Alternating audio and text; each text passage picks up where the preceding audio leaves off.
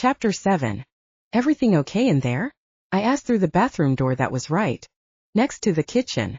I hope Tabitha is okay, Imelda said. She's such a strong person, but perhaps pregnancy and traveling to New Jersey are not a good idea.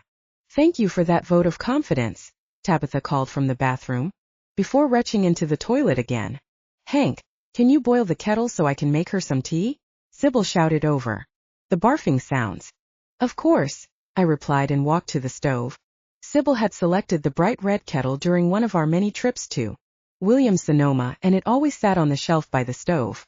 I filled it with water, set it on the stove, and turned on the burner before I heard the toilet flush and then the bathroom door open. Hello, ladies, I said as I turned to look at the women. Tabitha, are you completely certain that you still want to come on this quest? As certain as ever, the green-tinged blonde said, and she got a mug from one of the cupboards. You know, not many pregnant women would be able to make the journey that we just did.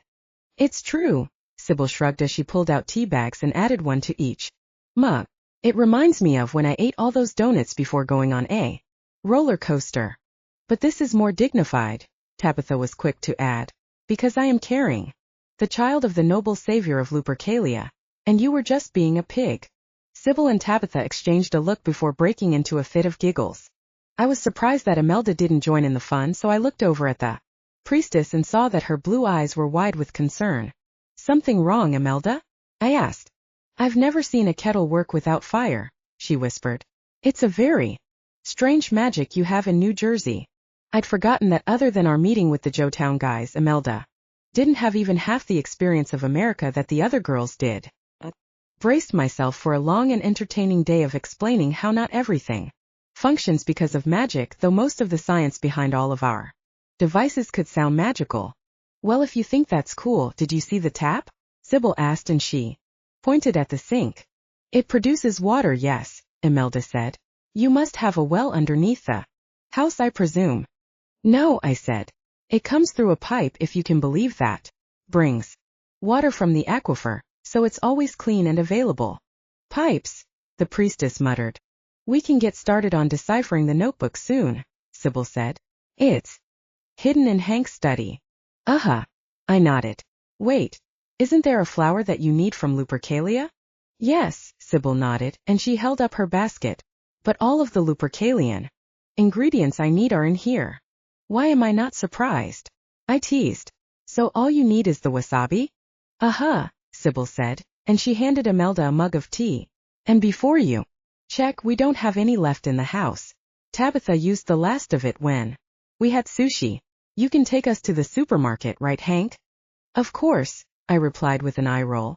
I tried to convince the girls that they could take some driving lessons, too, so they wouldn't have to depend on me all the time.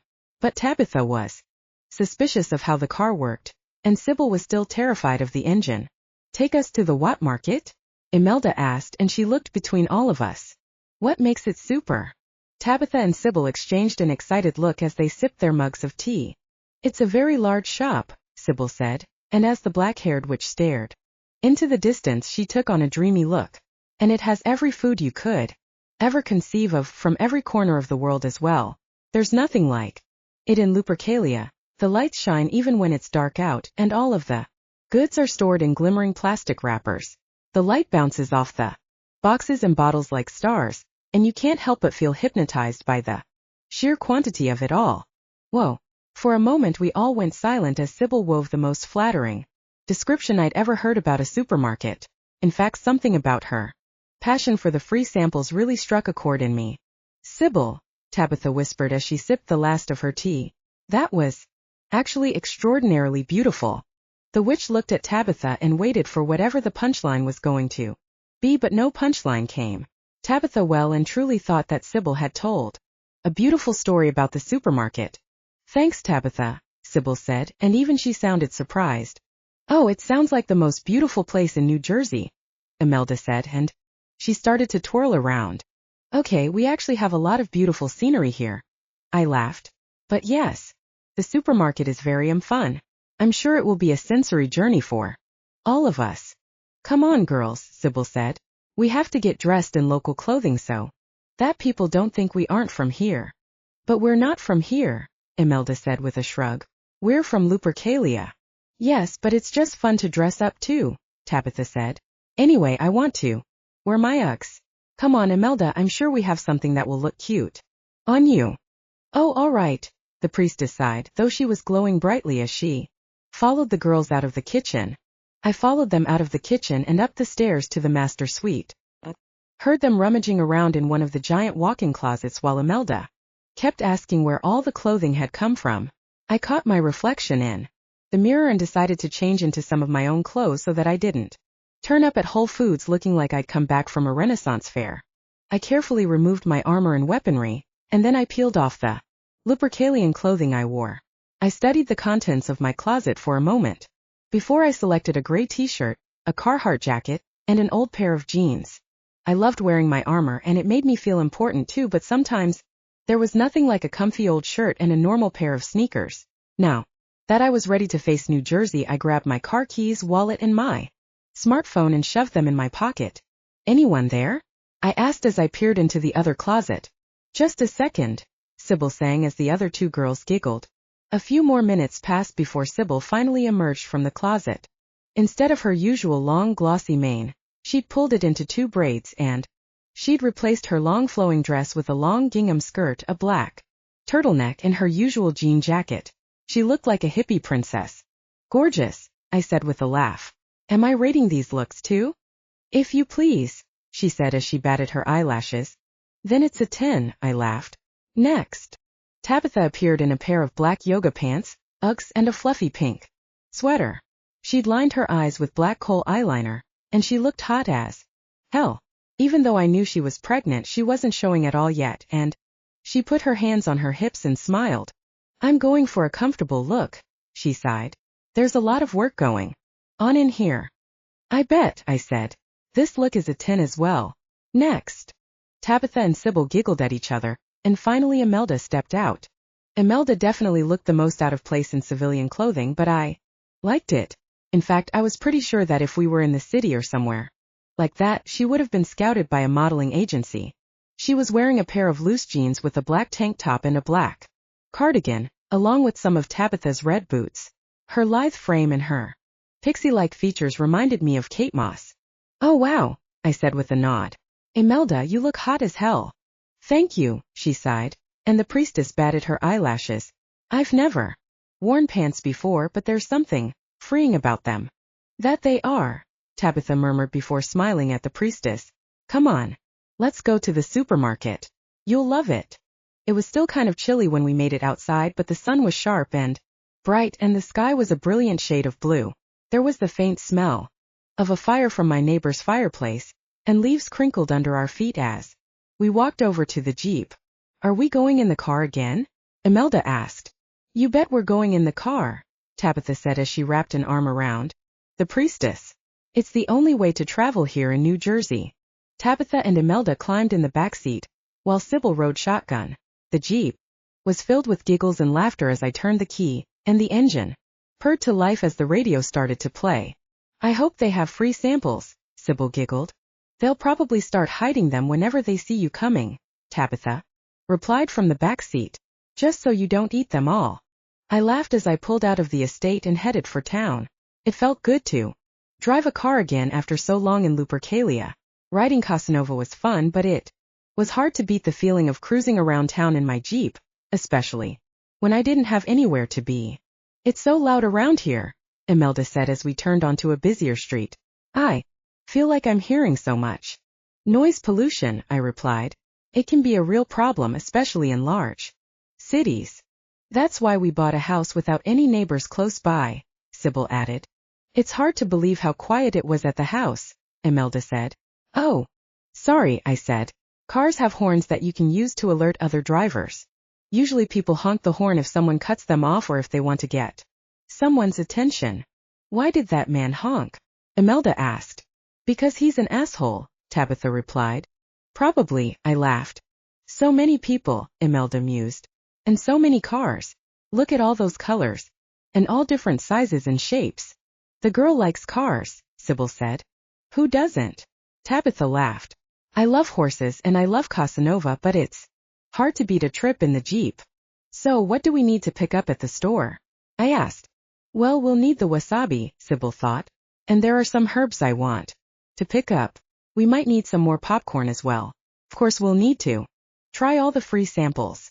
I definitely need some free samples, Tabitha groaned. Now that I'm eating. For two. Oh, Sybil said and clapped her hands. There's Moonbeam Brewers. And it looks like it's still really busy. I like to see that, I said as we drove by. It was the first time I'd seen the cafe since Ava, and I decided to scrap the Joetown offer, and I felt proud as hell. The place was bustling with activity, even though it wasn't even a peak time, and I knew that we'd made the right choice. Our little bookstore had gone from a tiny feature of the small town to one of the biggest hubs in the place, and I was proud of everything we'd accomplished. Take that, Joetown, Tabitha cackled. The place will be ours forever, and Mr. Joetown will be put to death by fire. No, he won't, Sybil said, and she crossed her arms. Or at least I don't think so. That's not what happens in business deals here, right, Hank? They don't just put them to death by fire. Sometimes when the girls didn't know about life in the States, I was more than tempted to just let their imaginations run wild. But that would have created an unfair power dynamic between us, so I had to tell the truth even if it was less fun. No, Sybil, I laughed. That's not how they conduct business here. But they can be sneaky and downright dirty, as you saw, and there have probably been plenty of people that wish they could burn down companies like Joetown. I even shuddered slightly as I thought about those fuckers. They'd stolen beans, brought them in for testing, and literally tried to swindle me before offering the deal. I was glad we hadn't taken the money. We were on a good trajectory, and our dignity was still intact. I just had to make sure that Barney Converse didn't come up with any more terrible schemes to steal our beans and destroy our company. It was still early enough in the day that Whole Foods wasn't crazy busy when we pulled into the lot.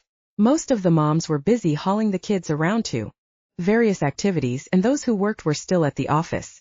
We'd arrived at the sweet time before the place would be packed, which meant we could take our time and enjoy lots of samples. Here we go. I laughed as we hopped out of the car. Free samples, Tabitha chanted as we started to walk toward the main entrance. Hopefully, there won't be any thieves here this time, Sybil said. Hank had to disarm one last time we were here. This place is dangerous? Imelda asked as she stared up at the Whole Foods sign. Who are these thieves? And what type of weapons do they carry? I'm pretty sure Whole Foods is the least dangerous place I can think of, I said. But I did have to bludgeon a gunman with a frozen leg of lamb not long ago. That almost never happens, though. A leg of lamb? Imelda laughed. That sounds very frightening indeed. It was, Tabitha added. But now Hank is a local hero, and we get a 50% discount whenever we shop here. You'd think that being a hero would be worth more than 50%, Sybil said. Even with the discount, the prices can be very high. There's a reason why a lot of people call it whole paycheck rather than Whole Foods, I said. And there is nowhere else to shop for food? Imelda asked. There is, I said. But this place is the best. And it has so many free samples, Tabitha added. We were met by the smell of fresh fruit and the coolness of the refrigerators as we stepped inside, and while Sybil at least went to get a shopping basket, Tabitha pulled Imelda to the first free sample stand for a piece of ciabatta, bread with melted cheese. It smells so good, Tabitha declared. The sample provider looked overwhelmed by how enthusiastic Tabitha was, but she adjusted her hairnet and cleared her throat before she plastered a smile on her face. These are straight from the bakery, the woman announced. It's a fusion of both Italian and French cuisine, ciabatta with rosemary and melted Gruyere. What does French mean? Imelda asked as she peered at the bread. The other shoppers shot the priestess a look before Tabitha shoved a piece of ciabatta into Imelda's mouth. Oh, the ex-vampire mumbled as she covered her mouth to hide her fangs. Oh, my, this is very, very good. It's amazing, Tabitha said. Sybil sauntered up by then, and after tasting a sample, she added 2 loaves to her shopping basket. They've already baked it for us to take home? Imelda asked as she inhaled the scent of the fresh bread. This place really is magical. Sybil and Tabitha led Imelda through the colorful fruits and vegetables section until they finally got to the more obscure selections. Sybil said as she scoured the refrigerator. There it is. There's the wasabi. She picked out 2 large bulbs for good measure, and then grabbed a few avocados and a melon as well. We wandered around the supermarket while Tabitha muttered to Imelda about all the magical ingredients they had here, and Sybil plopped things from the shelf into her bag. It was a weird mash of foods, but since I was leaving the priestess and the witch alone in New Jersey for a few days, it made sense to let them buy whatever they wanted. When Sybil seemed satisfied that there was enough food, we returned to the front of the store and found the checkout line that seemed to be moving the fastest. There was a moment when I felt a tingle down my spine when a guy in a beanie walked in, but he pulled it off and waved to one of the cashiers before he headed toward the back of the store. It seemed that I would actually make it out of the store without having to hit anyone with a frozen leg of lamb this time, which was always a good day in my book. Hank, where is all of this food grown? Imelda asked. New Jersey seems especially bountiful. A lot of it is imported, I said with a shrug. Like that wasabi you have? It's from Japan. I looked down at the exceptionally bougie label on the wasabi. The carefully curled letters informed me that it was, in fact, straight from Japan and that they were a proud supplier for Whole Foods specifically. Crossed my mind that maybe someday we'd be able to get moonbean brew in supermarkets. First, though, we'd have to find an easier way to transport the beans from Lupercalia to New Jersey. If we could solve that problem, we'd have a money-making machine. Oh, Hank, Josie, the cashier and store manager, said. It's good to see you again. And your friends, of course. Thanks, Josie, I said with a smile. How's everything holding up here? Couldn't complain if I wanted to, she laughed as she scanned everything. I've been on a fancy vegetable diet to get ready for spring, and I feel like a new person. Hell, I didn't feel this good when I was 25. Or, when I was 25, I could eat whatever I wanted and not gain a pound. Well, my mom always said the same thing, I replied. She blamed me and my sister for ruining that. It's true that having kids seems to affect your ability to process food, she said and winked. Not that you men would ever know. I always told my mom she was beautiful, and you are too, Josie, I said. You, she laughed and pushed the bag toward me. How much will that be? I asked. On the house, she said. I've got the number on your special card memorized. So even if you don't have it on you, I can make sure it's charged to that. But it's only a discount, I said in surprise. And really, I don't mind. Hing, business is really good right now. Yeah, but I'm the manager, Josie insisted. So what I say goes, you understand? Well, if you insist, I said with a shrug. I do, she replied. Then double thanks, I laughed. We'll be back soon. I grabbed the bag, waved to Josie, and led the girls back to the parking lot. It was starting to pick up, so I made sure Tabitha and Sybil kept an eye on Imelda so no one would get hit by a car backing out of its spot. That was very noble of her, Tabitha said. You deserve to be revered as a hero here after everything you've done. Looks like I can't go anywhere without being a hero. I laughed as I rolled my eyes. I was trying my best not to let all the titles that they were giving me go to my head. Noble protector, noble savior, hell, I never thought that this would be what my life looked like at all. It's a wonderful thing, Imelda sighed. Yes, it is, Sybil agreed. Hank, are loyal. Okay, I said quickly. Let's maybe wait and do that at home. Tabitha and Sybil giggled because they knew how much I hated that kind of attention in New Jersey, but Imelda gave me a puzzled look before she finally shrugged. The girls piled into the Jeep as soon as I unlocked the doors, and the sound of their laughter filled the interior. But I stood outside for a moment and enjoyed the sunset that bathed the lot in a gold and orange glow. Felt so peaceful until someone honked and flicked their blinker on to show they wanted the space. I waved, climbed into the driver's seat, and started the engine. The radio came to life as well, and Call Me by Blondie began to blare from the speakers. Oh, I love this song, Tabitha said as she bounced up and down. Oh, Imelda, I have so much to teach you about rock music. It's going to be the best discovery of your life. I laughed and started to pull out of the parking lot while the girls sang along. It was a perfect moment, and even though Tabitha and I were about to embark on a frightening quest the next day, we were sharing great family time. Beforehand, I want to watch a movie when we get home, Sybil said. But we also have to eat dinner. I think there was some lasagna in the freezer. Wait, you bought all that food and none of it's for tonight? Tabitha protested. It's for Imelda and me while you two are off hunting for the moonstone. Sybil replied. Unbelievable, Tabitha huffed. Well, it's not like we can go to the store while Hank's away, Sybil pointed out. That gives me an idea, I said as I watched a Domino's driver zip by. I can introduce you to another bit of New Jersey magic when we get home. Oh, I can't wait, Sybil declared. The light in the sky started to turn a dull blue as we passed the coffee shop. Again, and a quick glance revealed that the line was even longer. Ava was out front with one of her longtime friends, and she waved when she spotted the Jeep. I waved back and then turned toward the highway and home. I turned the volume up and joined in on a couple of songs, though by the time we pulled into Pennington Drive, I let the girls handle all the lyrics to Bad Reputation. You girls have renewed my love of rock and roll, I said. Back when I was in high school, I didn't understand why the local stations only played classic rock, but you're making me appreciate it again. That's what it's all about, Hank, Imelda said. We can learn so much from our friends. Tabitha rolled her eyes slightly at Imelda's slightly preachy optimism, but I loved it. I pulled into the driveway and took a look at the gorgeous converted colonial that I was lucky enough to call home. I soaked in the moment and then I turned the key as soon as the song ended. There was a groan of disappointment from the back seat, but the girls hopped out as quickly as I did. Oh well, Tabitha sighed. At least we have a radio in the house. The four of us went straight to the kitchen, and without a second thought, Sybil and Tabitha started to unpack the bags and put everything away while Imelda looked on in amazement. That's so much easier when there's someone else helping, Sybil noted. Okay, Hank, Tabitha said as she rubbed her belly. I'm really hungry now. Even after all that food we ate at the store? Imelda asked. Yes, even after all that food we ate at the store, Tabitha retorted. It was all bite-sized and my baby needs more. So what's this other bit of New Jersey magic you wanted to show us? Sybil asked.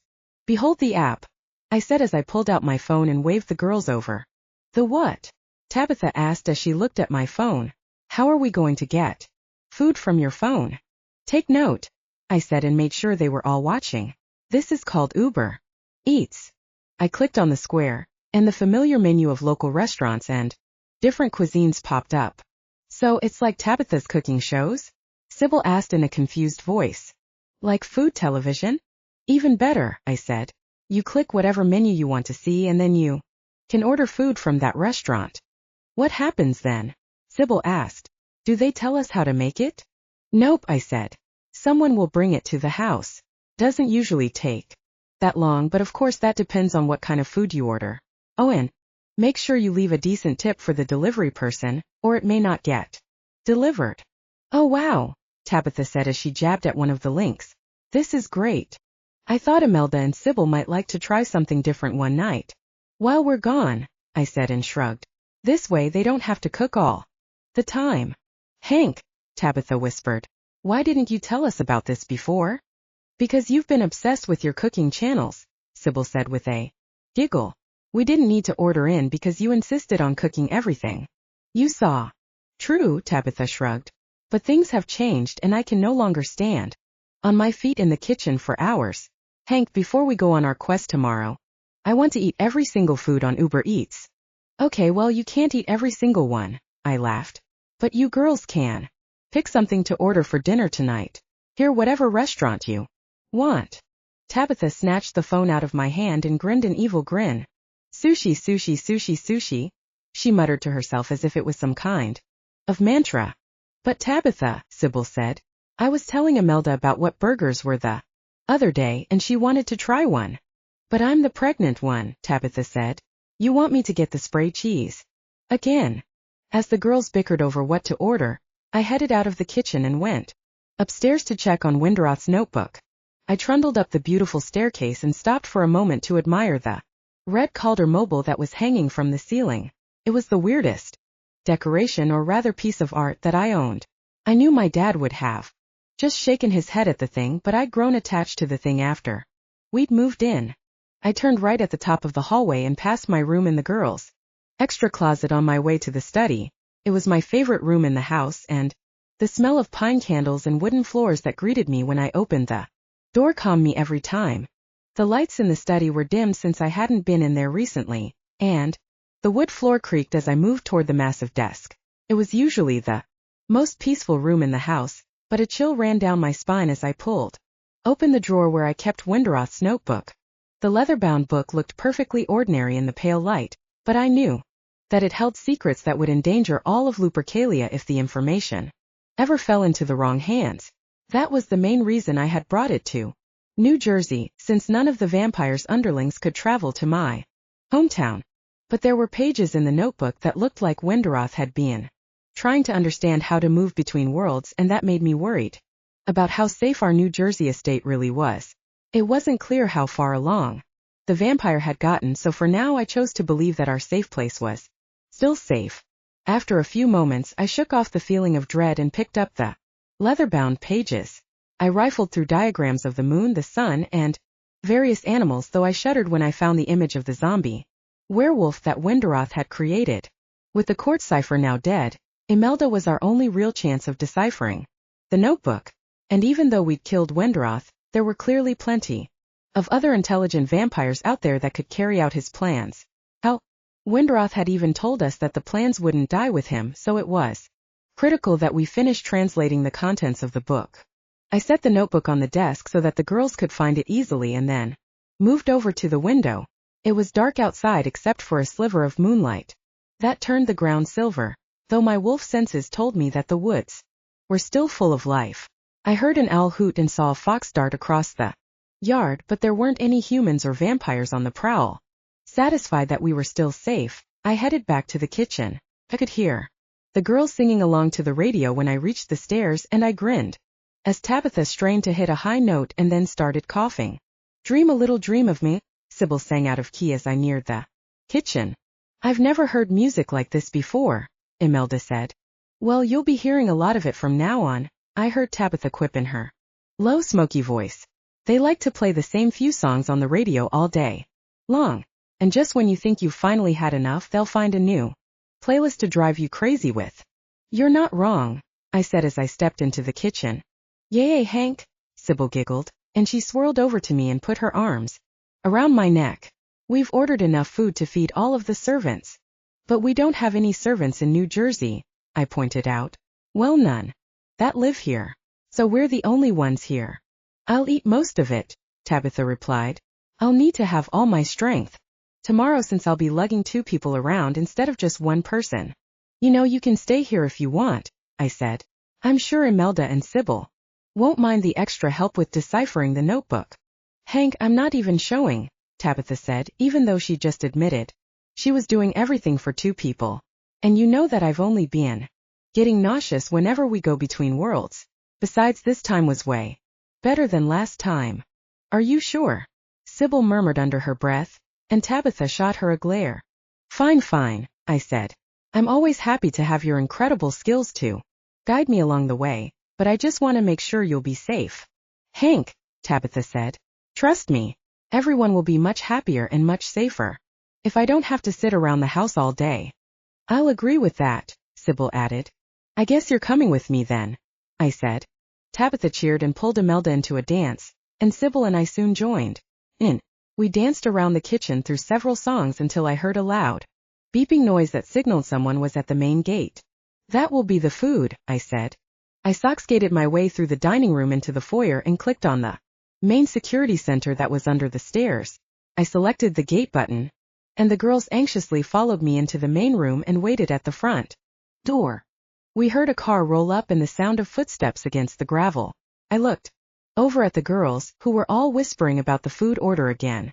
"Why did you tell him how much food we ordered?" Tabitha sniffed. "You could have hidden some of it while I distracted him." "Tabitha, you know I have werewolf senses, don't you?" I asked as I crossed my arms. "My hearing is so good that I can practically listen to your thoughts." "Oh, really?" she asked and crossed her arms right back at me. "Then what am I thinking about right now?" "That's not what he meant," Sybil said and rolled her eyes. But before Tabitha could make another quip, the doorbell rang. Sybil swung it open, and a shy-looking boy who couldn't have been more than 16 was holding not 1 nor 2, but 4 massive brown paper bags of steaming Chinese and Japanese food. "Oh, he stammered at the 3 beautiful women standing before him. "We'll tip you on the app," Tabitha smiled, and she took 2 of the bags while Imelda grabbed the other 2. Tabitha, I don't want you to lift too many heavy things, the black-haired witch said as she struggled to pry the bags out of Tabitha's hands. Nonsense, Sybil, Tabitha protested. You know that I'm going to the land of the Minotaurs tomorrow.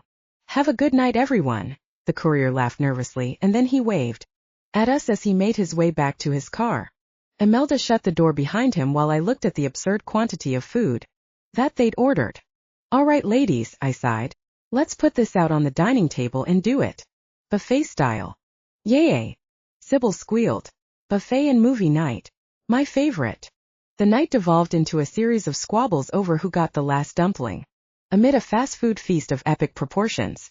After watching The Princess Bride, Sybil and Tabitha floated up the stairs to the landing while Imelda held my hand and whispered in my ear. That was the most amazing magic I've ever seen, she said. I think that movies are my new favorite thing. Movies are pretty great. I laughed. I'm so full, Sybil groaned. I think I'm going to burst. You ate 10 pork dumplings, Tabitha said. No wonder you're full. That's an absurd amount of dumplings, Sybil. I couldn't help it, the witch protested. They were just so good. Hank Uber Eats is going to change my life. I can see that, I said with a wink as I led the way to my room. The girls disappeared into my closet before I could protest, though the lame argument I'd been about to make about respecting my privacy faded when the trio reappeared in some of my clothes. Sybil was wearing a tie-dye shirt that I'd bought for a 70s theme party and never bothered to toss, while Tabitha was wearing my old Hulk shirt that I'd worn on my first time in Lupercalia. Imelda, on the other hand, was wearing a flattering white vest that was almost the same color as her incredibly pale skin. Hey, I said. Those are mine. Well, we know he hasn't lost any of his sharp wolf vision, Tabitha snickered. We like the way you smell, Sybil said as she climbed into bed. This way, we'll be able to enjoy your scent even after you leave. I rolled my eyes, but I pulled off my clothes as the girls hopped into bed. Found a pair of clean sweatpants to pull on, and then I crawled under the sheets. I don't think I've ever been this full in my life, Imelda said as she rubbed her belly. The food here is a lot more rich than what we have in Lupercalia, Sybil explained. You'll get used to it. And for breakfast we can have some of the cinnamon buns that I picked up. They're my favorite. I want a cinnamon bun, Tabitha groaned before she fell fast asleep. Imelda tapped on the light switch, and the entire room was thrown into pitch black. For a moment it was like we were about to travel back to Lupercalia. But there was none of the strange pushing and pulling of the magical journey. And Tabitha started to snore quietly. I let the sound of the girl's soft breathing wash over me, and my eyelids closed a moment later. I found myself in a strange, fragmented dream about swords and moonbeams, though if there was any sort of storyline to the thing, I had no idea what it was. I woke up to the feeling of someone's hands running through my hair. And when I opened my eyes, I found Tabitha standing over me with a cup of moonbeam brew. I noticed that she'd slicked her hair back again and that she'd replaced the t-shirt with her Lupercalian clothing. I smiled as I took in the way the chainmail flattered her curves, and she winked at me as she handed me the cup. Here, she whispered, and she shot a look at the other two girls who were still fast asleep. Take this. We have to get going as soon as possible. I looked out at the morning light, if I could have even called it that. The sky was a light blue, but it was still practically dark outside. The light over the trees was extremely beautiful though, and it gave me a sense of excitement about the quest that we were about to embark on. I took a long swig of the moonbeam brew and felt the power sweep through me. It was perfect and warming, and I felt like each one of my nerve endings was lighting up like a Christmas light. I'm ready, I whispered when I polished off the coffee. My own Lupercalian clothing was nearby, so I eased out of the bed and gathered the pieces. I pulled on the soft, comfortable layer that would protect me from the armor while Tabitha waited with the breastplate in hand. I saw the grin she wore as she looked at me, so I glanced in the mirror that was attached to my closet door. My dark hair was starting to form ringlets, and my chiseled jawline had a fashionable degree of stubble. My blue eyes were a perfect match to the morning light, and my time as a knight had given my muscles some real definition. I looked better than I ever had, and if I was honest, a lot better than I'd ever expected to look. That's my handsome knight, Tabitha murmured, and she came up behind me and snaked her arms around my waist. We looked hotter than any couple in Hollywood. She was like an aristocratic Marilyn Monroe, and I looked like the suitor from an action movie. I took one last look at Sybil and Imelda, who were fast asleep in my king-sized bed. Part of me felt weird leaving them behind, but I knew that this way they'd be able to start deciphering the notebook in the safety of the house. They wouldn't have to worry about any malevolent creatures coming to find them unless the Uber Eats courier had some magical motivations that we didn't know about. We were getting shit done, for the good of the kingdom and for the good of our growing family. I looked down at Tabitha, who happily linked arms with me. Are you going to be okay? I whispered. I won't be bothered if you say you want to stay here. I'll be fine, she whispered. I had a cup of peppermint tea just now and I rubbed some lemon balm on my wrists like Sybil told me to do. I guess that's it then, I said. Do you want to put your armor on first? She whispered. Let's wait until we're in Lupercalia, I said. I don't want to spend the whole day traveling in it if I don't have to. Once I was sure we had all the armor and the moonsword, we linked arms for the trip to Lupercalia. I thought I saw Sybil stir, but I just twisted the ring so it could have been a distortion caused by the wormhole. I wasn't even sure what to call the space we traveled through. The sound of the birds in the morning light disappeared as the house vanished. Around us, there was a moment when we were suspended in a pitch-black nothingness, and it was easy to believe that I'd never see either home again. Sensation started to return as the bottoms of my feet felt frozen and overheated at the same time.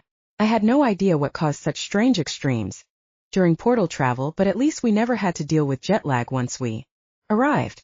And then the ground reappeared under my feet, and suddenly I was aware of not only my own body but Tabitha's weight as well. We were right where we'd left, in front of Sybil's garden and flower hut. I looked down at the young noble to check if she was okay. Tabitha, I said as her complexion started to turn green. Just give me a moment, she sputtered before running behind Sybil's hut. I heard her vomit behind the back of the small wooden structure and tried to hold back my gag reflex as the odor hit my nose. Despite how ignoble it was, I had the feeling that the noblewoman would be pretty satisfied with making her mark on Sybil's garden. That better not have been on any of Sybil's sacred plants, I called out. I don't want any more strange or bewitched creatures emerging from your puke. Oh, as if, she sniffed as she emerged. A few strands of hair had come loose, and a small smear of black coal eyeliner dribbled down her cheek. Even though she looked disheveled, she was still hot as hell. Come here, I laughed, and I wiped away the eyeliner with my sleeve. Since we're here, the blonde said and pointed to the house, I think I'll collect a stronger breastplate.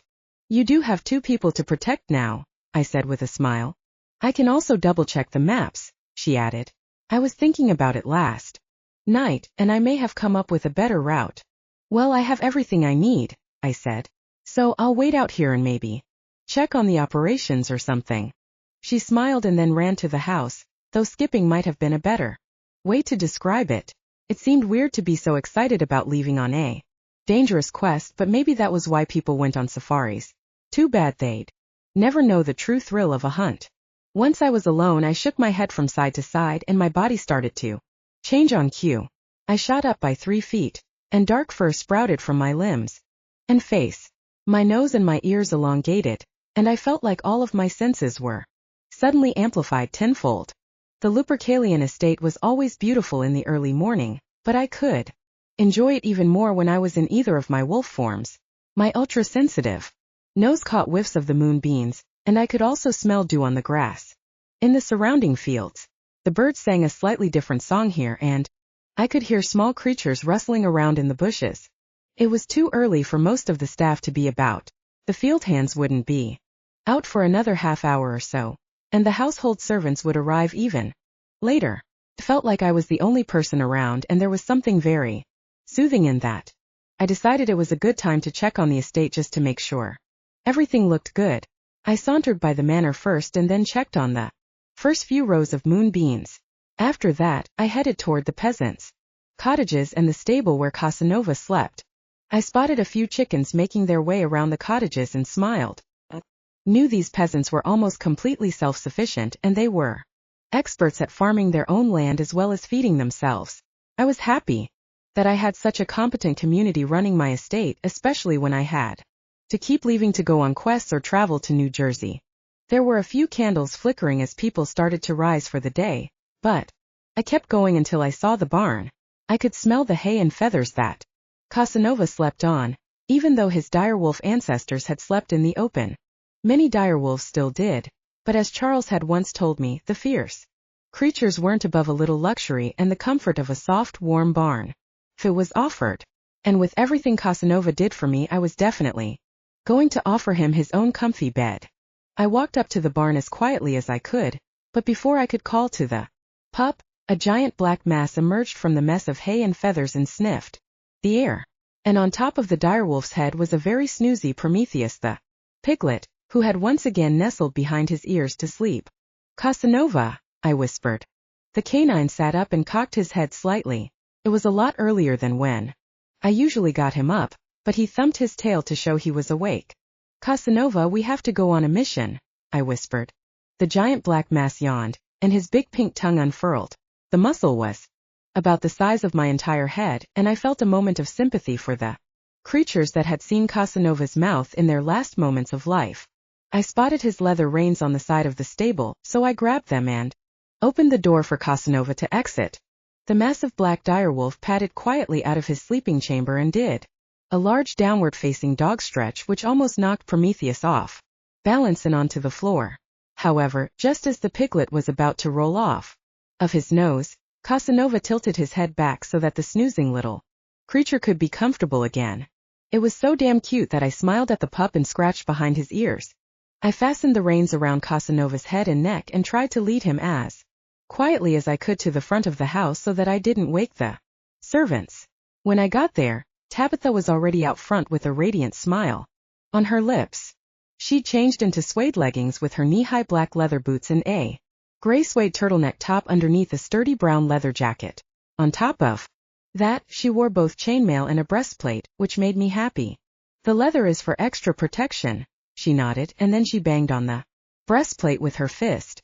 And this is a little stronger than my other one. Ironically, it's the breastplate I used as a teenager when I was in training, so it's thicker than the one I have now for safety purposes. But it looks like I still fit into it, even if I am with child. That's great, I said. And if we need to buy you an even sturdier breastplate, just let me know. You can be sure I will, she said with a smirk. I guess you found the maps, I said as I nodded toward the satchel she carried. It's going to be a long journey, Hank, Tabitha said as she opened the bag. Take a look at this. Tabitha stretched out one of her maps, and I caught a glimpse of Lupercalia as I'd never seen it before. The entire kingdom was shaped like a circle with a castle in the middle. I could see every forest we'd been through from Thoth and Yerrick to the edge of Lake Gomel where the cipher had lived. Tabitha had drawn out a route in red that led straight to the edge of the circle. Whoa, I murmured. That is one hell of a journey. Yep, she sighed with a shrug. It'll take a few days, I think, but we can always camp out. The sun was starting to rise, and it beat against my armor and started to warm my body. The fur didn't hurt either. Well, I sighed. Guess we better start moving then. Uh-huh. She nodded and then squinted at Casanova. Wait, what about Bacon? You mean Prometheus? I asked as I gestured at the piglet. Yeah, she said. Is he coming with us too? Well, it's just like Imelda said, I replied. He's imprinted on Casanova already, so it might be easier to just take him along instead of leaving him alone for the farmers to deal with. Fine, Tabitha huffed. But I don't think he can stay up there the whole time. He might fall off. She scooped up the tiny pink pig and placed him in her satchel with the maps and other paraphernalia she usually carried. The piglet never stopped snoring, and for a moment I envied his privilege of getting to sleep this early in the morning. But we had a mission to do. So I climbed onto Casanova's back, helped Tabitha up, and waited until she'd wrapped her arms around my waist before I nudged Casanova forward. I kept him at a slow trot as we passed the fields, but once we were through the gate I let the direwolf start to run. Hold tight, noble savior of Lupercalia. Tabitha laughed into my ear. It's going to be one long journey. But the reward will be worth it, I said with a grin. The sun was up, the sky was blue, and the birds were starting to sing. This was one of the hardest jobs in the kingdom, but to me it was perfect. It was time to find a mammoth minotaur. Chapter 8. We spent a night with Sally Ann and then another day traveling through corners of Lupercalia that I didn't even know existed. But at long last Tabitha leaned forward and pointed into the distance. We're nearing the border, she said. And the pig won't stop squirming in my bag.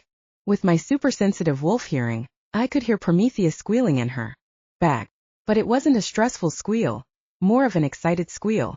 The pig must have been able to sense our own excitement, and now he wanted to be a part of whatever was happening. You know, I said, I've never even been beyond Lupercalia's borders. You're not missing anything, Tabitha replied. Trust me, this is the best place you could have landed. I believe you, I laughed. But it's nice to see something different every once in a while. It wasn't spring yet by any means, but the trees were starting to bud with new leaves, and there was a sense of freshness in the air that just didn't exist in the winter months. The sun was blazing once again in the sky, and the lack of leaves on the trees actually meant that I could see my surroundings a little more clearly. The ground was starting to shift from the dark loam of the fields to a gray, tinged sand. Even the trees had a gray color to their bark, and I felt like I'd reached the outskirts of the world in a video game. I wouldn't have been surprised if all the colors of the forest were about to devolve into nothing but featureless pixels. As a precaution, I pulled back on Casanova's reins, and the direwolf dropped down to a bouncy canter. Hank, Tabitha whispered into my ear. If things stay this bouncy, I'm going to puke. I pulled back on the reins again, and Casanova slowed to a walk. This place is weird, I muttered. I know some trees shed their bark, but there's something off about this. I've never been to the Lupercalian border, the young noblewoman admitted. They always told us in school that it was one of the most dangerous places you can go as a noble, but they told us a lot of things that I don't think are true. In fact, it seems like they would just say things so that we wouldn't go and find the answers ourselves. That's what they did with the vampires, right? I asked. They just made them out to be too stupid to function so that you didn't ask any questions. Exactly, Tabitha murmured. The knights that are strong enough to fight can go out and fight, and the knights that don't make it back will never be able to tell the rest of us about the real horrors that are out there. But the women, we weren't told anything. Our job is to act like my mother, turn up at events and look good. By now we were at the end of the forest, and the terrain in front of me was almost completely gray and flat. However, I could see some cave-like structures in the distance that looked like they were made of a stone similar to granite. At least the blazing blue sky offered a splash of color in an otherwise colorless landscape. I'll never confine you to the house, Tabitha, I murmured. You're here, aren't you? Uh-huh, she said as she tightened her grip around my waist. I'm finding out what the threat to our kingdom is for myself, and then I'll let the rest of the ladies know as well. I'm sure they'll appreciate it, I whispered, but I wasn't paying much attention to the noblewoman anymore. There was a nervous energy from Casanova and even Prometheus, who had spent a great deal of the journey wiggling around inside of Tabitha's satchel, had gone quiet. I would never have claimed to be a great outdoorsman, but I knew enough to respect the animals when they sensed danger nearby. It's so quiet, Tabitha murmured. I'm almost afraid to speak too loudly. Yeah, I said. It feels like something is just waiting. But it looks so empty, she said. It doesn't look like anyone's been here in years. And yet, I'm sure there's something around here, I said and sniffed the air. Do you know where mammoth minotaurs generally hang out? I felt Tabitha shake her head as we passed one of the strange standalone caves. From the outside, it looked like nothing more than a basic round structure with a single 10-foot entrance and not a single window. For a brief moment, I saw something glimmer inside, and then the sunlight bounced off the stone and blinded me. I don't know a damn thing about these creatures, Tabitha whispered. My father never even mentioned mammoth minotaurs to me as a child. As I said, they never tell us anything, especially if they think it could hurt us. And it's not like my mother ever thought I'd be in the situation where a knight actually wanted to marry. But before she could finish, something large and barrel-chested leaped from the cave we just passed. My eyes were still seeing dots from the reflected light, but Casanova knew enough to accelerate from the shape to open up a safe gap even without my urging. Then the pup spun around to face the blurry shape, and I finally got my first clear look at the beast. Holy shit. It really was a mammoth minotaur, and it was unlike anything I'd ever seen or imagined. It was about 12 feet tall and stood on 4 massive elephant legs, though his feet were covered in what looked like burnt silk. The torso was human, though it was about 5 feet long, and the arms that jutted from the shoulders were as wide around as Tabitha. He had the head of an elephant, and tufts of hair sprouted out of the top of his head and made a trail along his long nose. Unlike a real elephant, though, his ears were small and almost human-like. They were flanked by 2 long braids that grew from the back of his head and hung by his side. But what really drew the eye were the bits of leather and metal that decorated his chest and the long decorative rings that pierced his nipples. They were rusted and old but terrifying as hell. Well, well, the creature muttered and lifted one of his hands. I was instantly on guard as I studied the oversized human hands that were also decorated with dark, burnt silk and silver chains. I felt Tabitha tense as she realized that the Minotaur had a massive spoked crossbow in his hand, but I couldn't see any actual arrows on him. I replied as I also took in the large, brass belt engraved with an elephant's skull that he wore around his stomach. My eyes drifted back to his face, and I realized that the mammoth Minotaur only had 1 tusk. That tusk was decorated with more burnt silk ribbons and chains, but there was nothing but a scar where the other tusk should have been. But it was the tip of the tusk that was the most interesting. True to old Blueclaw's word, the end was significantly cleaner and shinier than the rest of the Minotaur's body, and it was topped with a tiny moonstone that shone in the sunlight. "Hank," Tabitha whispered into my ear. But before I could say anything, the mammoth lifted his nose into the air and closed his eyes. He took a long deep sniff of the air around him, and I felt like my heart was about to stop. There weren't many creatures that wouldn't run away from me when I was in hybrid form, and those that did hang around usually only did so because they wanted to kill me. But there was a certain majesty about the monster before me. In fact, he reminded me of Ganesh, the Hindu god. "What brings you to the kingdom of the Minotaurs?" he hissed as his eyes sprang open.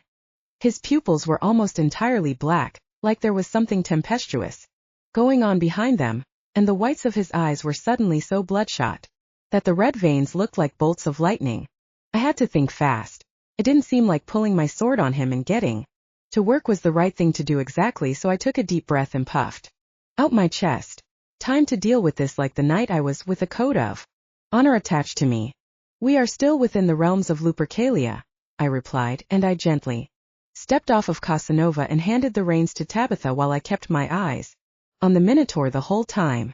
If he lurched at her, Casanova would sprint away, and I'd be able to fight without worrying about where she was. "We don't adhere to your maps," the creature seethed as he looked down at me.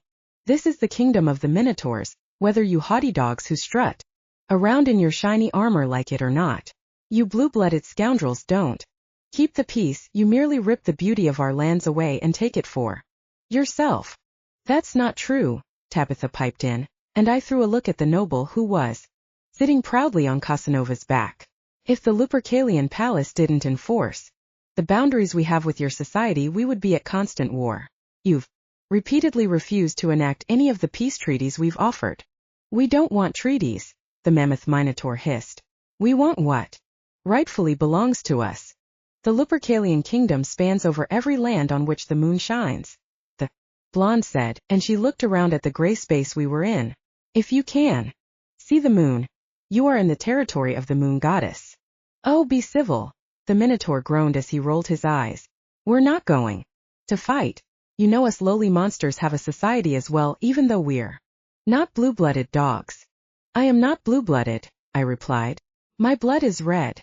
The Minotaur trumpeted and shook his head, but the gaze he gave me was still full of anger. He stomped one of his feet like he was about to charge, but a growl from Casanova kept him in his place. "Who are you?" he finally asked. "I am Sir Henry Baker of New Jersey," I replied. "And more importantly," the Minotaur continued as his gaze shifted to Tabitha, "who are you?" I nodded at the blonde to respond. I wanted to finish this quest with a minimum of damage, and if that meant indulging the Minotaur in his requests, then so be it. "I'm Tabitha Blueclaw," she replied, and she puffed out her chest. "Of the noble Blueclaw clan." "Blueclaw?" the Minotaur sneered as he raised a hand to his scar. "I knew it. You smell like the shifter that took my left tusk. I knew that something from the past was returning to me. For 3 nights now I've had dreams that I found the tusk in a nook of a tree in the forest. Us minotaurs never venture into the woods because we see it as the end of our territory. But I was already there, holding the lost tusk in my hand. I knew that something would appear, and now you two are here. My father would never behave dishonorably, Tabitha protested. We know that. The Minotaurs were waging war on some of the forest provinces of Lupercalia. Everything he did would have been in battle. In a battle, yes, the Minotaur roared, and even Casanova took a step back at the force of his voice. A battle, absolutely. But it was not over the border. You Lupercalian dogs were on an expedition. All of our gems, all of our stones, even our body parts were for the taking. I felt a shiver race up my spine. I knew that Blueclaw had been here before. But I had pictured a harmless quest, more like a fraternity prank than a pitched battle. But this sounded like a long simmering feud between the Blueclaws and the Mammoth Minotaurs, which meant my hope for a quick and easy quest had probably just come to an end. What is your name? I finally asked the Minotaur. We've given you ours, so it only seems fair. I am Bala, he hissed, and his nose started to coil up to his face. I am the tribal chieftain of the Marble clan, and I have been waiting for revenge on the Blueclaws for 25 years. I could sense Tabitha's heart rate rise in fear, and her knuckles went white.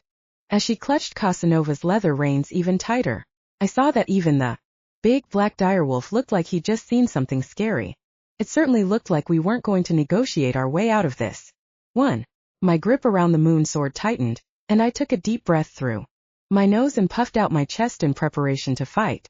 I'm afraid that we cannot grant you that satisfaction, I replied. Tabitha has done nothing wrong, and the Blueclaws are noble protectors of Lupercalia. Protectors of Lupercalia, pillagers of every other society, the Minotaur replied. This is not a peaceful society, Tabitha reiterated. If the Marble clan had minded their own business, you wouldn't be in this position. Don't try me, you airhead brat, Bala barked at her. Don't speak to her like that, I snapped. I was going to get this moonstone fair and square, but his attitude was riling me up so much that I was ready to snatch the other tusk and run back to the border. Oh, you stupid little wolf, he replied. I don't care about you at all. As her that I'm after. He pointed at Tabitha, who merely raised an eyebrow in response. Damn, this girl might have been scared, but she looked like she didn't give a shit, and I loved it. Don't be tiresome, Bala, she replied in her low, disaffected drawl. I'm a woman. I'm not going to fight you. I beg to differ, the Minotaur boomed as puffed out his chest. Tabitha Blueclaw, I challenge you to a fight to avenge your father's honor. You must right the wrong that he has inflicted upon me. Oh, as if, Tabitha sniffed. For a moment I questioned her sanity. Even when confronted with a giant beast who wanted her dead, she couldn't drop her usual entitled attitude. But I reminded myself that the Minotaur wasn't going to do anything rash with a decorated knight and a giant direwolf in front of him, unless he wanted to be pulverized in the least honorable fashion possible. As if what? The Minotaur asked as he crossed his arms. As if, I could fight a beast as fearsome as you, Tabitha quickly corrected herself. In my state. You are the only Blueclaw heiress, aren't you? The Minotaur asked her as his eyes trailed down from the top of her head to the bottom of her feet. Something about it made me feel uncomfortable, and I wanted this guy to get to the point already. Yes, Tabitha said, and she blew a few wisps of hair out of her face. I am the Blueclaw heiress. Then you are the only possible blood relative that can serve my purpose, Bala answered. And you will pay for the crimes of your father. No, I won't, she corrected. Because I am pregnant and you cannot fight a pregnant woman. She'd said it so many times to Sybil and Imelda in jest that I had stopped taking the whole pregnancy thing as a real reason to avoid anything too taxing. But now that she was confronted with a long-standing rivalry, it seemed like the perfect moment to raise the issue. If the Mammoth Minotaurs had a code of ethics about this kind of thing. Ah, the Minotaur said as he sniffed the air again. You are with child. Yes, she replied. Do you really want the world to know that you took out your revenge on a pregnant woman? Then you must nominate a champion. He boomed as he threw his giant arms in the air over his head.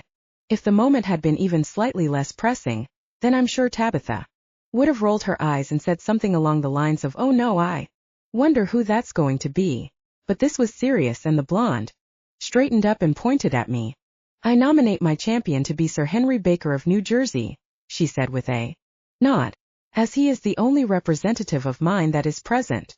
I held down my eye roll as the Minotaur studied me. This fight was nowhere near as straightforward as I thought it was going to be, but I was revving to get what was mine and finish this engagement. My blood was starting to boil at the idea that he would have even tried to fight Tabitha in the first place. Even though she was pregnant, she was so small in comparison to both of us that he must have known she'd be an easy opponent. "Very well," the Minotaur answered, and he threw his nose in the air and trumpeted again. The ground rumbled beneath us, and suddenly 2 more Minotaurs appeared from 2 other caves. They were smaller than the chieftain, and neither of them seemed to have moonstones at the edges of their tusks. Maybe they were youngsters who had yet to earn their moonstones, or just lower-ranking members of the clan who would never be allowed to wear one. Either way, they were of little interest to me since they didn't have what I needed. I noticed that the Minotaur on the left was carrying a long spear-like weapon that had a sharp tip and sharpened metal sides. Upon closer inspection, I realized that it wasn't a spear, but an exceptionally long and thin sword. It was so large and so slight that it resembled a needle, and a chill ran down my spine as I imagined what it would feel like to be punctured by the world's biggest syringe. "Chief Bala, what is the cause of your trumpet?"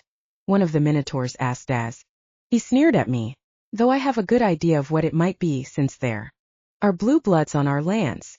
"Today I am going to fight for vengeance," Bala roared, "for the tusk that was stolen from me by Lupercalians. Sir Henry Baker of New Jersey, this is a fight to the death." The Minotaurs took a look at me and bristled as I straightened up. I knew that they believed in their leader, but they could sense just how powerful I was, and that seemed to make them nervous. "I accept this fight," I said. "I will be Tabitha's champion. When I win," the mammoth laughed, "I will take your blue claw woman as a wife. Prize for my harem." The mammoth Minotaurs behind him laughed a low, ominous laugh, and my blood really started to boil. I knew that he was eyeing her up, and it disgusted me that he thought of women as merely property. "You will never touch me," Tabitha growled, and she pulled Casanova back by the reins. The other Minotaurs started to spread out to either side of what was going to be our battlefield. I felt like I was back in the dining hall about to fight Clancy again, but this time there would be no teachers to break up the fight, or school nurse to offer us a cold pack. Only one of us was going to come out of this alive, and I knew that it was going to be me. A smaller mammoth Minotaur handed Bala the long, needle-shaped sword and accepted the crossbow in return. The smaller beast quickly retreated, though he kept his eyes on his leader like he was waiting for a signal. Bala grinned as he held the weapon over his head and made a few quick cuts in the air before pointing the blade at me. His hatred rolled off of him, and his eyes blazed as he made a quick jabbing motion. I darted out of the way and then put about 15 feet between us so I could study his moves without getting my head chopped off. The Minotaur had a definite advantage when it came to the length of his arms, and I had no intention of letting him use it. "Do you have any final words for your dear Tabitha, Sir Henry Baker of New Jersey?" the towering mammoth asked. "I do, but today isn't that day," I said, and I gripped the hilt of my sword. "Have you any last words, Bala of the Marble Clan?" "I do not intend on losing once more," the chieftain mammoth Minotaur growled, and a smile formed on his lips. Suddenly, the creature charged forward, and I felt the ground rumble underneath me. Gray sand flew up into the air and formed a disorienting cloud of dust that separated us from the onlookers.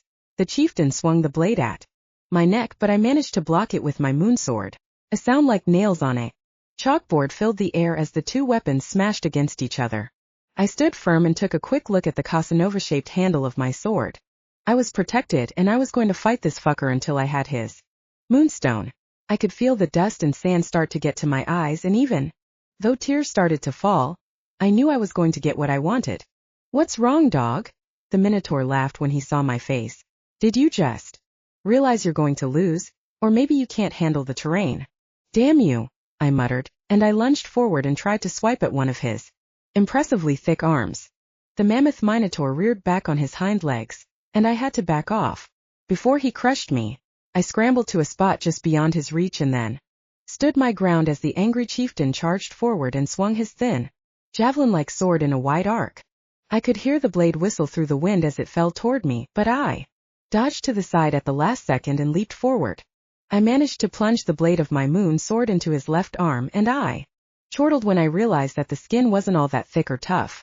Brownish blood started to pour from the wound, and the Minotaur roared in pain, even as he tried to skewer me with his sword.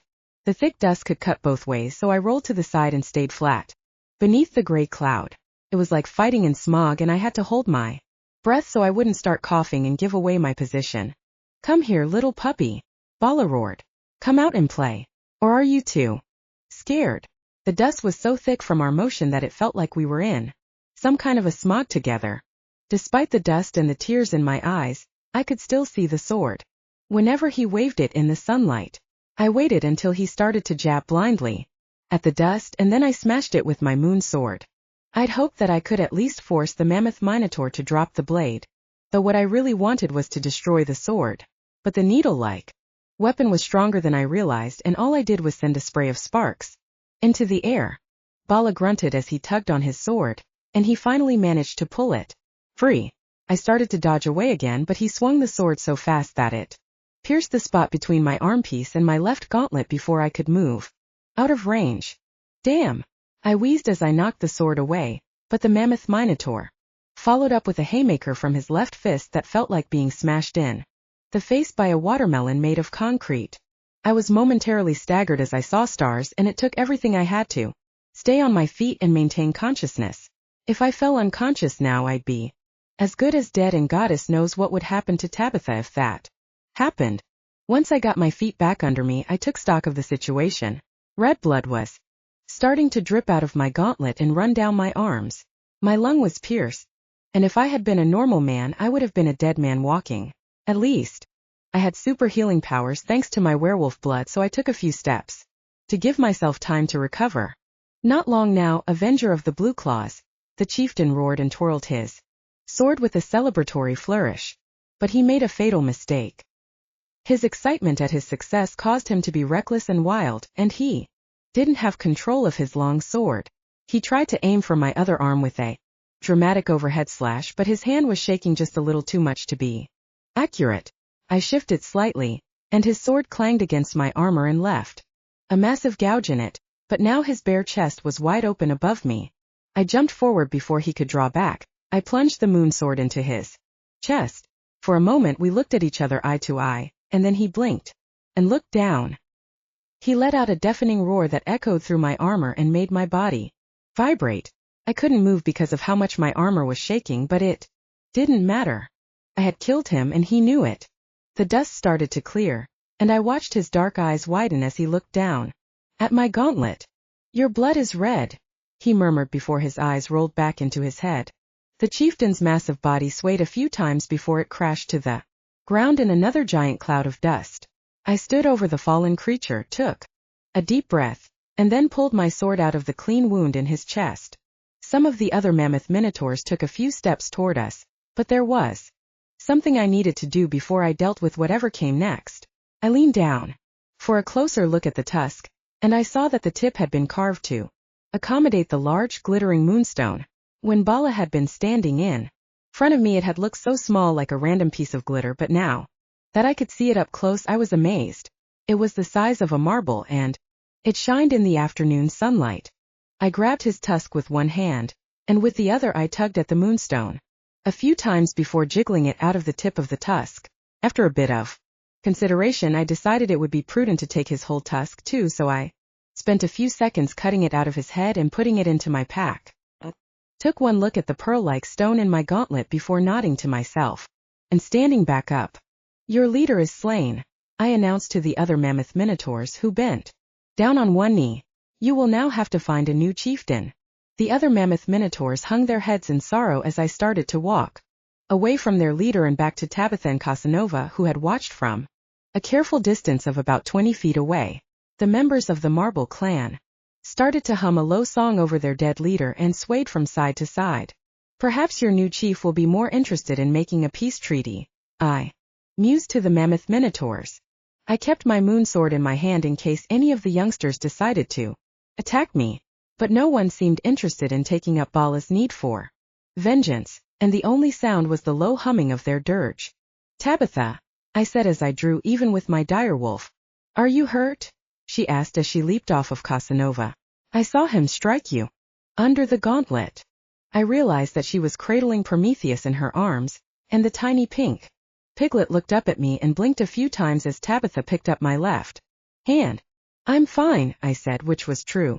The wound was already healing and I hadn't lost that much blood. Are you sure? She asked. Oh, and did you? I opened my hand and showed her the glimmering moonstone. I saw her big brown eyes widen in awe at how beautiful the stone was.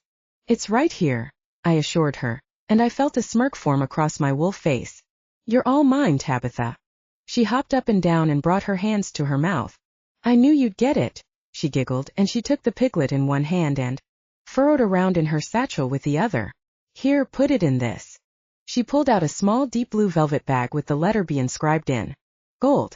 I assumed that it was from her family, and I dropped the moonstone into the bag. Of course I would, I said. Old family resentments and feuds? Takes a little more than a mammoth minotaur to scare off Sir Henry Baker of New Jersey. The aristocrat giggled and hopped around in the gray dirt. What now? The young noble asked, and I could tell that she was trying her damnedest not to swirl around like Imelda or Sybil did when they were happy. Well, I said, I want to get this to your father as soon as I can. I want him to know that I'm a good addition to the Blue Claw clan, and that I'm going to protect you as my wife no matter what. It's incredible, she said. You know, it didn't even really sink in that I was going to get married until now. But now that we have the moonstone, it's all becoming more real. Aha, I laughed. I heard you three making your wedding plans. Casanova butted my hand, so I gave him a quick scratch behind the ears. Glanced in the direction of the mammoth minotaurs when the song became more somber, and then I turned to Tabitha to make a comment. But I saw that Tabitha was staring at the ground, and her shoulders had hunched together. What is it? I whispered. Is everything okay? It's fine, she sighed, and then she shrugged her shoulders. It's just never knew where the scar on my father's face was from. You know, the one I mean. Yeah, I do, I nodded. I have a feeling I know where it's from now, she said, and she looked up at me with her big brown eyes. Come on, I said, and I patted her on the arm. I swept my legs over Casanova and then helped Tabitha into her seat. It's time to go home, she said. And maybe it's time I asked my father a few questions. I think you're right about that, I said. I couldn't wait to show Blue Claw the moonstone and get to the bottom of this.